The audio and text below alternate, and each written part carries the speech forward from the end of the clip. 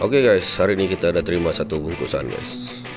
Jom kita unboxing bungkusan ini. Ini dalam box ni dia ada dua lapisan lah. Ada satu box lagi di dalam. Jadi kita buka dan lihat apa di dalamnya. Ini dia lampu belakang untuk 4x4 Triton. Ini jenis yang smoke black ya guys. Macam inilah keadaan dia. Yang hitam, nampak gelap.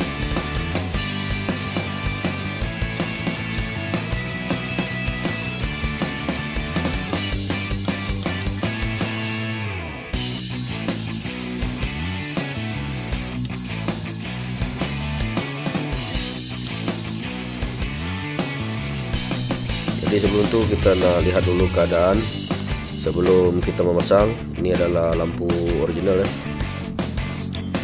Jadi peralatan yang kita gunakan, kita cuma perlukan elektrik, screwdriver ni lah, drill. Begini keadaan dia guys, berbanding dengan yang original. Yang satu ni lebih gelap lagi lah. Okey, ni lampu dia sebelum kita tukar.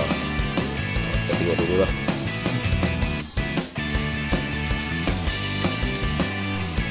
Ini nanti kita akan tengoklah keadaan sebelum dan selepas pasang.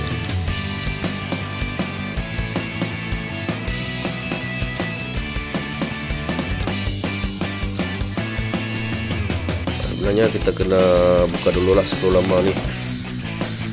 Kerja ni sebenarnya senang guys, kita just plug and play saja. Keluarkan yang lama, kemudian kita pasangkan yang baru. Hanya cabut sambungan wayar ni.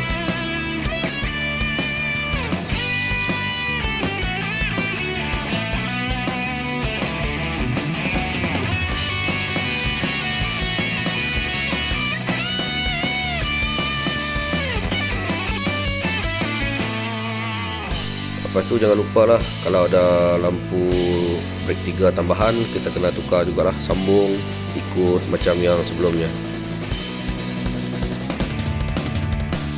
Oke guys, siap kita sambung, kita pasang balik lah. Yang ini adalah relay dia, kita kena lekatkan dekat bodi supaya tidak bahaya nanti semasa kita memandu. Pasang dengan skru, kemudian kita pasang balik sambungan wire ni.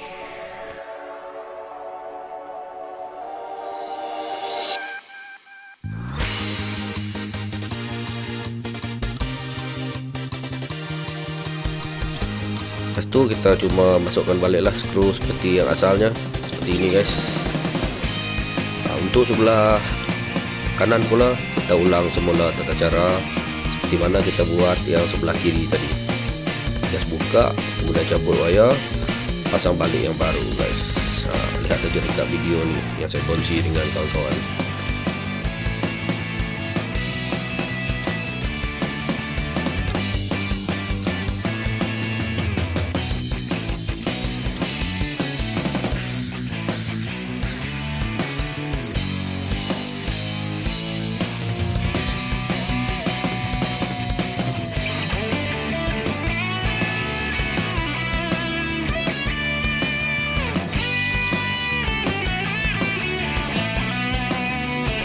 Okey, yang ni dah siap lah. Kita nak test tengok macam mana.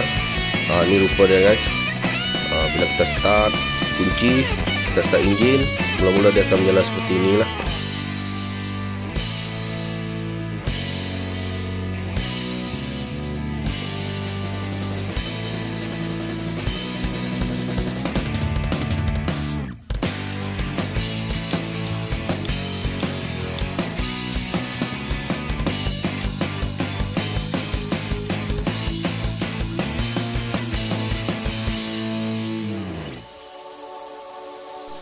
Dan yang ini adalah rupa dia selepas siap dipasang sepenuhnya guys.